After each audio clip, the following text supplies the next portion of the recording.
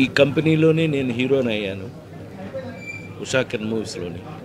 అలాగే జీవితంలో కూడా ఎన్నో విషయాల్ని వారు ఒక బిడ్డలాగా వారి దగ్గర కూర్చోబెట్టుకుని నాకు ఎన్నో విషయాలు నేర్పారు.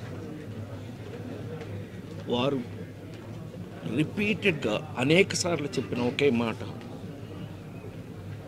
ప్రసాద్, నీకు గుర్తింపు లేని చోట నువ్వు వెళ్ళకు, నిన్ను ప్రేమించిన చోటకే నువ్వు వెళ్ళు అని ఎక్కువసార్లు చెప్పేవారు. అయ్యా అలాగండి, తప్పకుండా. ఈ రోజున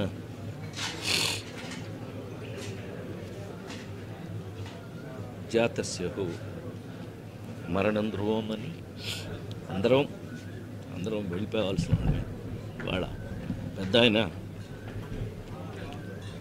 ప్రేమగా పెద్ద ఆయన అని పిలుచుకునే శ్రీ రామోజీరావు గారు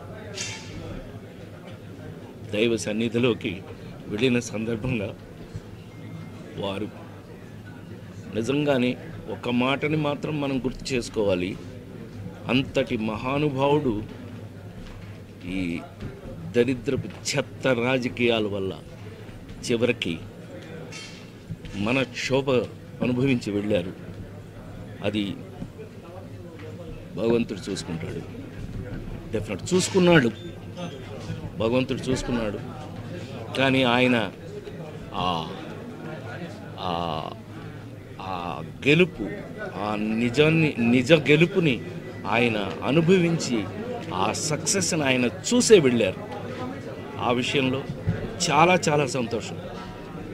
ఆయన అనుకున్నది సాధించి మరి వెళ్ళారు.